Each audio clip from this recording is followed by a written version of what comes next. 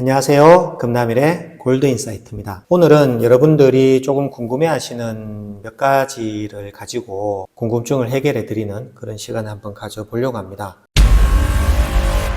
최근에 이제 환율이 거의 한 1460원, 1470원대로 이렇게 환율이 막 올라가고 있는데, 과연 이제 원화의 강세, 원화의 약세가 금값에 어떤 영향을 미치느냐, 이렇게 손님들이 많이 좀 궁금해 하시는 것 같거든요. 기본적으로 환율은 원달러 환율이라 그래서 1달러당 원화가 얼마가 필요하느냐, 요거거든요. 그래서 1달러는 고정이 되어 있습니다. 지금은 1달러를 원화로 교환을 하려면 1470원이라는 돈이 있어야 되잖아요. 이럴 경우에는 원화가 약세가 되는 겁니다. 환율이 상승하게 되면은 원화가 약세가 되는 것으로 이렇게 이해를 하면 되고, 국내 금값은 어떻게 결정이 되느냐 하면, 첫 번째 국제 금값, 런던 금시장 협회 LBMA라고 하거든요. 매일 하루에 한 번에서 두 번 정도 금시세를 고시를 해줍니다. 고려를 해서 국내 환율을 곱해야 되거든요. 그래서 환율이 1470원대까지 올라가 있는 이 상황은 국내 금값이 되게 좀 높은 상황이거든요. 각 나라마다 자국의 통화 커런시가 있을 텐데, 국제 금시세는 1차적으로 정해져 있지만 자국의 화폐의 가치에 따라서 그 나라의 금 가격이 달라지는 거예요. 국내 금 가격이 높잖아요. 높게 되면 해외에 있는 금이 국내로 들어오는 거예요. 밀수로 들어올 수 있는 확률이 되게 높거든요. 합법적으로 들어오게 되면 환율을 다 지불을 해야 되기 때문에 크게 메리트는 없습니다. 하지만 불법적으로 밀수가 들어오게 되면 국내에 이제 높은 금 가격으로 보상을 받을 수가 있거든요. 두 번째로 고객님들이 많이 궁금해 하시는 게, 온스당 4,100불 이렇게 얘기를 하잖아요. 그러면 과연 그게 얼마냐? 이 부분은 좀 기초적인 내용이긴 하지만 모르고 지나갈 수도 있는 부분이니까 한번 짚어드리자면, 아무래도 금은 영국의 파운드화 또는 미국의 달러가 기초가 돼서 금본위제가 시행이 되다 보니까 금은 1온스당 얼마 이렇게 됐거든요. 그러면 과연 1온스는 얼마냐? 31.1g이거든요. 국내는 한 돈이라는 개념이 강하잖아요. 1트로이온스는 31.1g이고 한 돈이 3.75g입니다. 기준점을 g으로 맞출 필요가 있으니까 4,100불을 나누기 31.1g을 하면 1g당 가격이 나오거든요. 거기서 곱하기 3.75를 하면 한 돈당 가격이 나와요. 여기에서 국내 환율, 예를 들어서 1,460원이다. 곱하기 1,460원. 이렇게 하면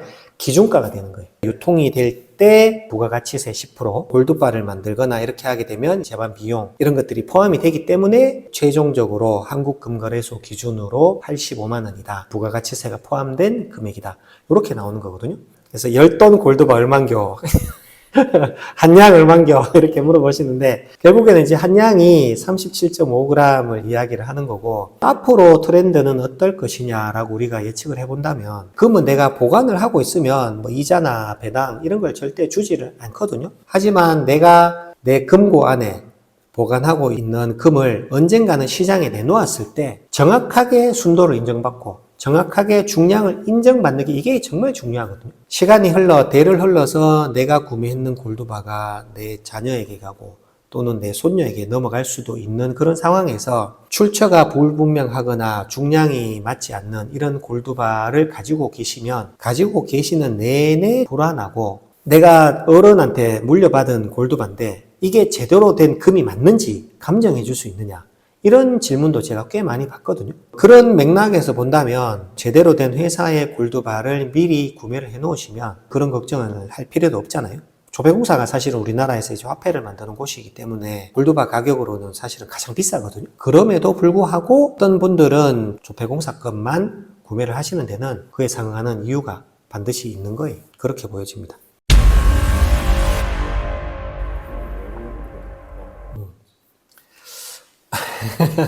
대부분의 나라들이 자국 내에 금괴를 보관을 잘 안 합니다. 왜냐하면 중량이 많아지고 단위가 커지다 보면 보관 비용이 많이 들거든요. 우리나라도 영국의 영란은행에 약 110톤에 가까운 금 전량을 보관을 하고 있어요. 그리고 이제 보관증을 받거든요. 정부 관계자들이 맡겨놓은 금이 잘 있는지 확인을 하기 위해서 실사를 하면 하루 이틀이면 볼 수 있었는데, 2025년도에는 한동안 영란은행 가서 금을 보자고 하면 그걸 보는 데까지 한 달 이상 걸렸던 그런 시기도 있었습니다.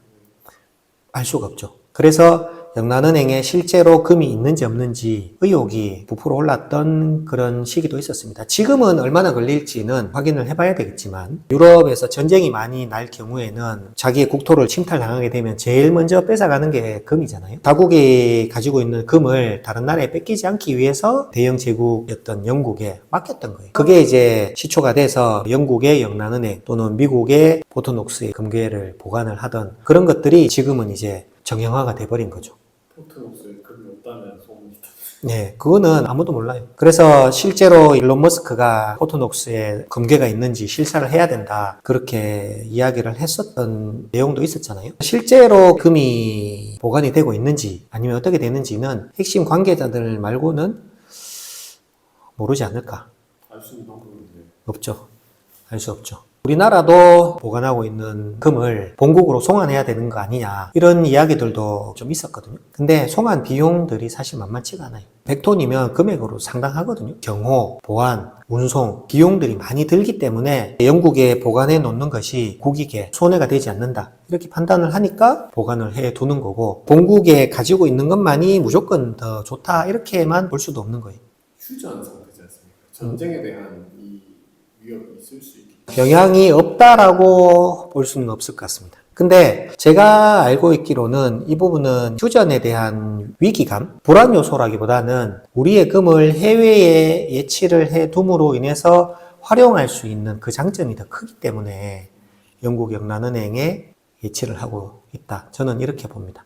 한국은행이 영란은행에 금을 보관하는 핵심 이유 중에 하나가 국제금거래의 중심지이기 때문입니다. 전 세계적인 금거래의 허브가 어디가 있냐면 영국의 LBMA 그리고 미국의 상품거래소 두 군데거든요. 그래서 금을 사고 팔거나 아니면은 스왑, 대출 이런 걸 통해서 금융거래를 할 때는 금이 런던의 보관소에 있어야지만 즉시 거래가 가능하다. 거래의 용이성들이 있어서 많은 나라들이 본국에 보관을 안 하는 이유가 있고 국제거래가 많은 나라일수록 해외의 전략적인 보관소에 두고 거래를 하는 것이 좀 더 용이하기 때문에 그런 이유도 있고 영란은행이 세계에서 가장 오래된 중앙은행이기도 하고 보안 수준이 거의 세계 최고 등급입니다. 국가 간의 금 결제 경험도 풍부하기 때문에 우리나라뿐만 아니라 독일, 네덜란드, 캐나다, 일본까지도 금의 상당량을 영란은행과 뉴욕에 있는 FRB에 보관을 하고 있거든요. 국가들은 금의 일부를 해외에 두어서 만약의 사태에 이제 대비를 하는 거거든요. 전쟁이나 금융체제, 시스템의 붕괴, 국가의 위기 같은 이런 상황을 대비해서 이제 해외에 예치를 하는 거니까 강대국들이 가지고 있는 장점들인 거죠.